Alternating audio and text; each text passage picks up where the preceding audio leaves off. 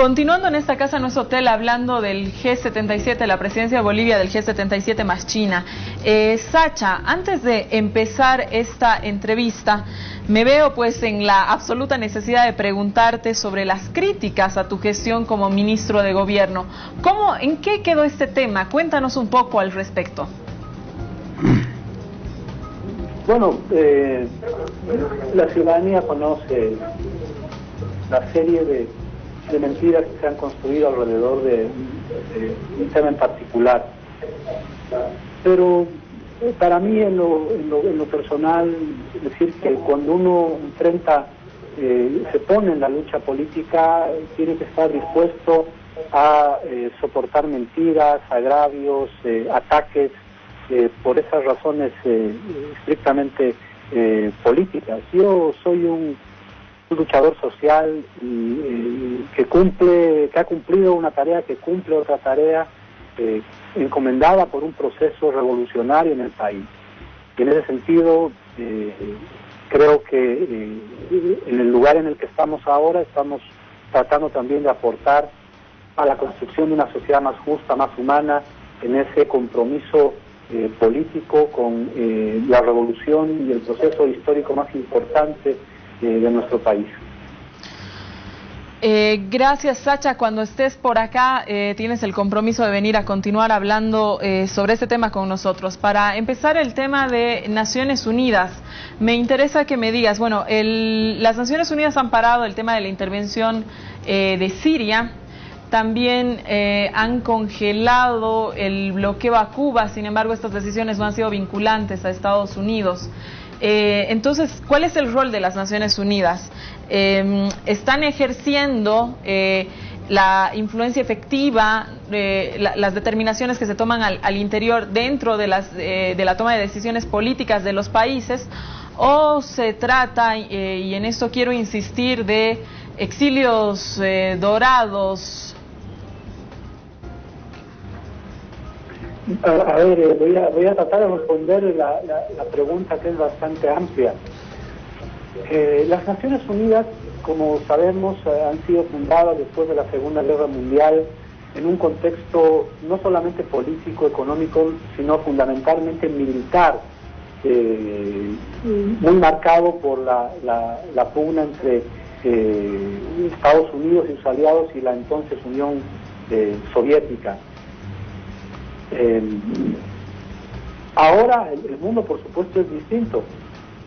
El mundo está en el proceso de una construcción de multipolaridad. Todavía existe un polo, todavía existe un imperio militarmente mucho más poderoso que hace más de 50 años y que todavía tiene prácticas, por supuesto, imperiales, que desprecia el multilateralismo, que desprecia incluso en muchos casos a esta Organización de Naciones Unidas. Los ejemplos que tú has dado, Susana, son importantes. Uno, el tema de Cuba. Desde hace más de 20 años la Asamblea General viene votando año tras año condenas al bloqueo contra Cuba.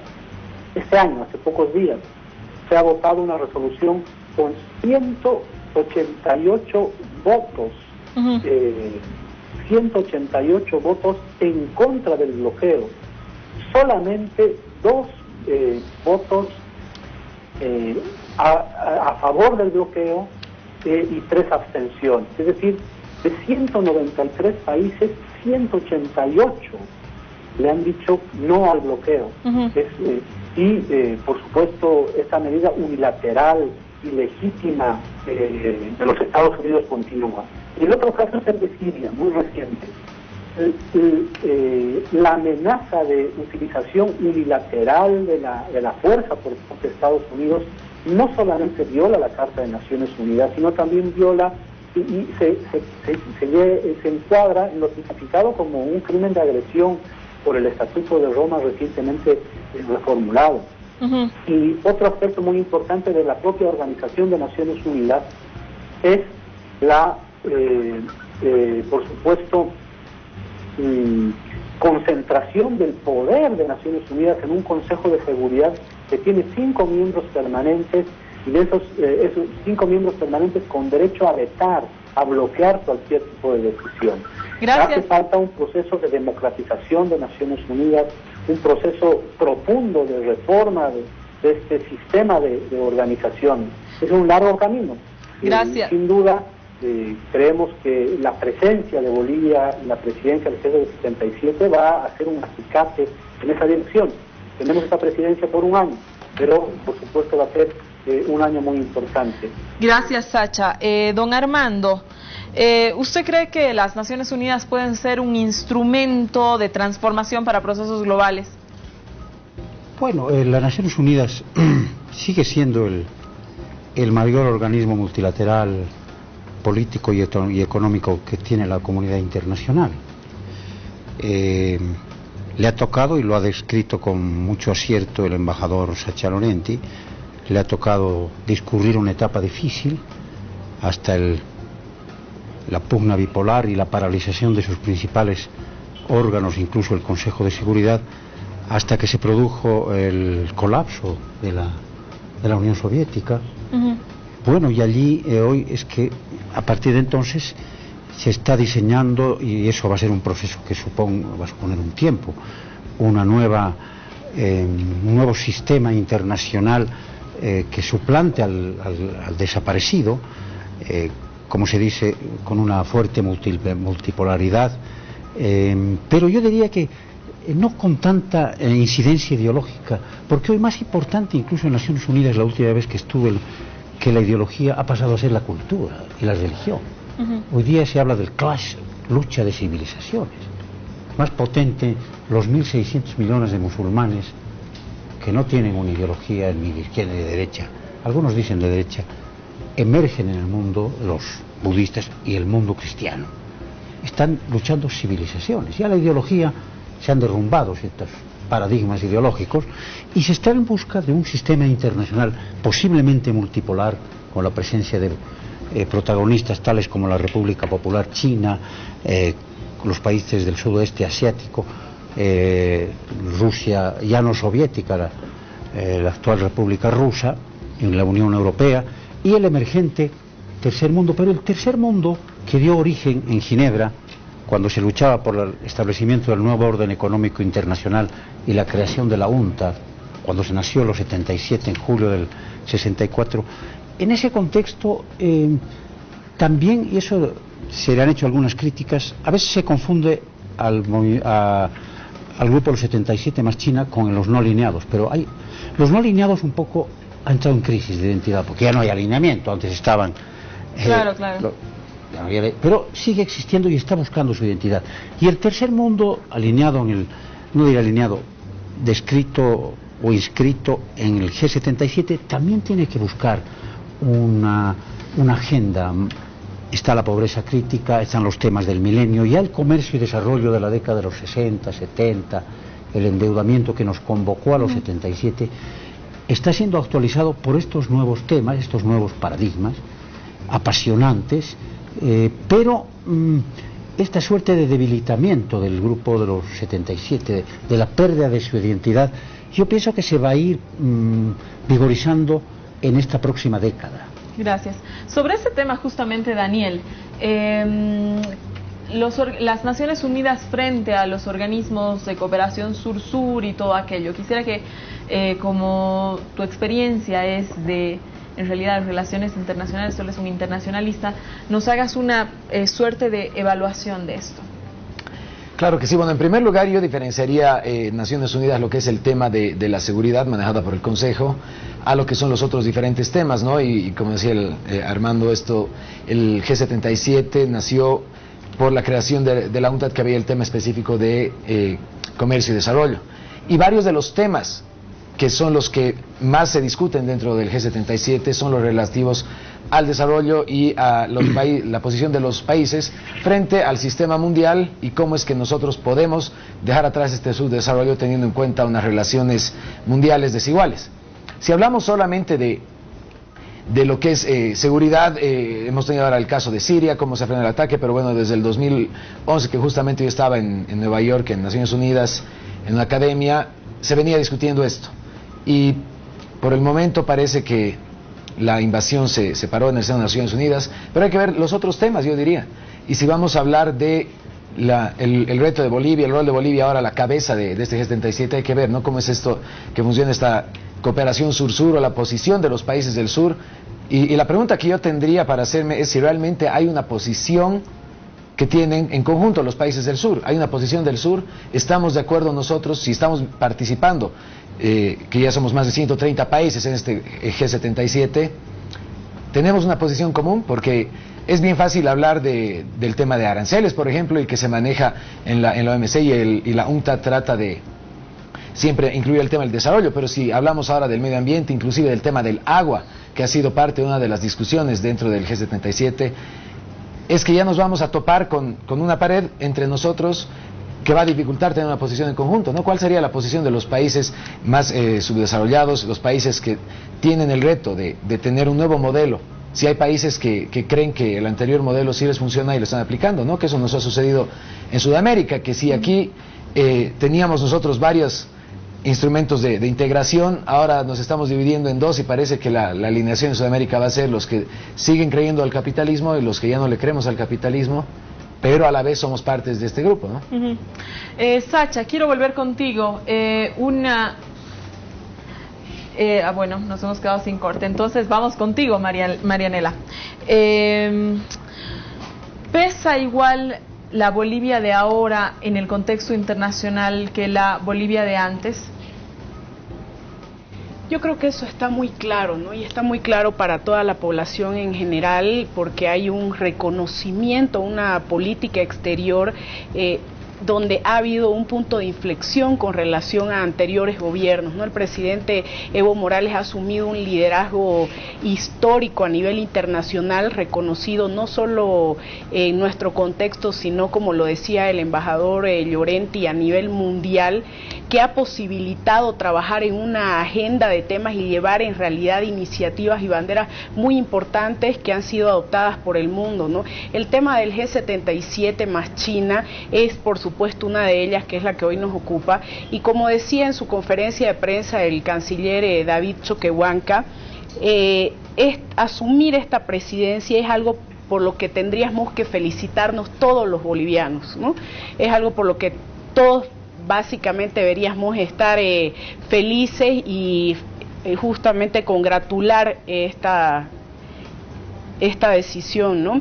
Pero al margen del G77 es importante también resaltar varios de los logros que se han ido dando durante todo el periodo de gobierno del presidente Evo Morales. Hablamos en el caso del 2009, cuando, por ejemplo, se declara el Día Internacional de la Madre Tierra en el contexto de Naciones Unidas.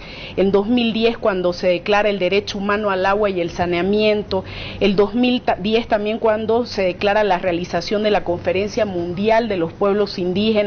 El 2011, cuando se emite una resolución en el marco de un horizonte político civilizatorio del vivir bien y la armonía con la madre tierra, en lo cual Bolivia lidera justamente esta propuesta mundial y alternativa al capitalismo. El año 2013, que se aprueba una resolución declarando el Año Internacional de la Quinoa, ¿no?, a nivel mundial. Una serie de candidaturas que ha asumido Bolivia, posiciones que ha asumido Bolivia dentro de la Organización de Naciones Unidas, el tema del uso tradicional y consumo de la hoja de coca, que está reconocido como un gran logro de la diplomacia boliviana, pero además una diplomacia que se está construyendo con los pueblos, que viene a ser realmente el quiebre con la diplomacia tradicional, ¿no? La diplomacia de los pueblos en el marco del horizonte político civilizatorio al vivir bien, y en ese sentido también la articulación con una postura claramente anticapitalista, antiimperialista, anticolonial, a la que se han sumado muchísimos países, y yo creo que ahí sí cada vez hay una mayor dignificación de muchos países en vías de desarrollo, y uno de ellos es lo que señalaba el embajador Llorenti, de la reciente resolución donde se condena una vez más el bloqueo criminal que se ejerce contra un país hermano como es Cuba, donde solamente dos países, que era previsible, se oponen, Estados Unidos e Israel. Gracias, Marianela. Don Armando, Usted en la primera intervención, cuando empezamos el programa, señalaba que no es la primera vez que Bolivia preside el G77 más China. ¿Qué es lo que hemos conseguido en nuestra anterior presidencia? ¿Qué nos deja de antecedente para poder continuar, digamos, un trabajo en esta nueva? Bueno, ¿qué podemos lograr con la presidencia? Mira, el G77 no es un organismo multilateral, no tiene sede, no es como la Organización Internacional, es un sistema de coordinación de los países, no tiene secretaría, y el presidente de los 77 es un coordinador que toca la campana. Por ejemplo, si Bolivia pretende, en este discurso que estamos escuchando un poco de manual, hacer una condena tajante al imperialismo de los 77, se va para China e Indonesia. China, que tiene 1.360 millones de habitantes, e Indonesia 280, y le va a decir un momento, señores. El G77 representa la opinión de Asia, África y América, y eso que están diciendo no nos gusta, porque nosotros estamos ejerciendo una política liberal de libre comercio que nos ha llevado a esta inmensa prosperidad. Entonces, el G77 tiene que ser una concertación y ser el presidente un portavoz de lo que digan las tres partes, porque si no sería incluso una cuestión excesiva pretender que una potentísima nación como es Bolivia, por encima de la República Popular China, del grupo de la ANSEA, de los países que ya no son subdesarrollados como el Brasil y México, que están en la alianza, el Brasil con el Mercosur y México con la Alianza para el Pacífico, ellos, si no se ven representados en las palabras de los 77, no van a permitir que se formen consensos. Los 77 ha tenido la genialidad de buscar consensos. Bolivia, por ejemplo, en 1971 logró una figura excepcional de Bolivia, pues fue don Walter Guevara Arce, embajador de Bolivia, definir los derechos de los países sin litoral en la Convención de Naciones Unidas sobre el Derecho del Mar. Ese es un logro extraordinario y se reconoció ese liderazgo, y no era presidente de los 77, pero era un formidable líder. Y en 1964, cuando se inicia la primera UNCTAD que ha evocado Daniel, también Bolivia, en tema de productos básicos, era presidente del Consejo Internacional del Estaño, Bolivia, en materia de países menos adelantados y países en desarrollo sin litoral, fijó pautas realmente esclarecedoras y que han tenido una importancia grande, tanto que, como tú me dices, ¿qué se ha hecho? Están plasmadas en decenas de resoluciones. La Convención de Derecho del Mar es el derecho del mar de los océanos, y está el tema de los países en litoral. El tema de los productos básicos, commodities, tratamiento especial, está consagrado, las preferencias arancelarias, y en todo ese camino, no os voy a decir que Bolivia fue la que diseñó, sino es el trabajo de los 77, son logros ya indiscutibles, como van a serlo seguramente la posición de los 77 en la conferencia que hoy se realiza en Varsovia sobre cambio climático, el tema de la evaluación de las metas del milenio en 2 años más. Entonces hay una agenda importante, pero los 77 son un ente coordinador, donde están sobrando los discursos un tanto ideologizados. Lo que importa es determinar cuál es el consenso de componentes tan difíciles, tan diversos, superpotencias económicas. China en 9 años va a ser mayor que Estados Unidos. El Brasil, del 9º lugar, hoy es la 7ª o 8ª economía del mundo. A esas economías no van a estar todo el día pensando en planteamientos más o menos ideologizantes de manual, ¿no? La diplomacia multilateral se maneja también sobre realidades fácticas del peso específico que tiene cada grupo, África, Asia, América Latina. Bueno, yo sinceramente ahí no comparto la posición, con todo respeto, que ha expresado el señor Loaiza. Yo creo que, por supuesto, que las relaciones internacionales están y siempre han estado ideologizadas, ¿no?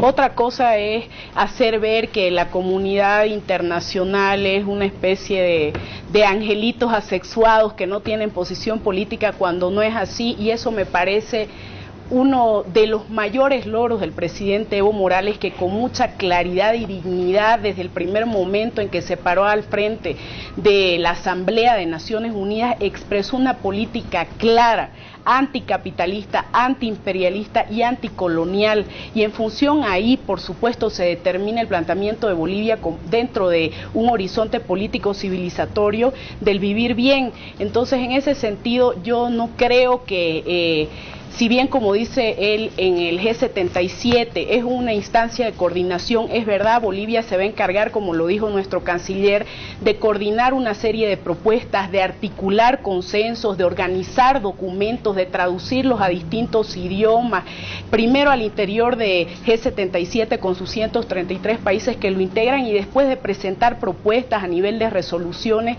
a la Asamblea General de las Naciones Unidas, ¿no? Sin embargo, por ejemplo, en temas claves como es la reducción de la pobreza, que es una de las cosas que se ha destacado de nuestro país, que por primera vez en la historia realmente a nivel económico nos hemos dignificado como país, en el tema de la pobreza extrema, pasar de un 62% a un 40% en el área rural, son logros realmente significativos que los vamos a compartir y vamos a buscar articular. ¿Qué sucede en el caso de la lucha contra la pobreza? Que en el caso de países como el nuestro identificamos claramente que tiene un origen que está articulado a un sistema que es el capitalismo. Gracias, Marianela. Nos vamos a ir a un corte. Quiero volver con el embajador Sacha Llorenti. Quédese con nosotros para seguir comentando sobre lo que pasa en las Naciones Unidas y la comunidad internacional.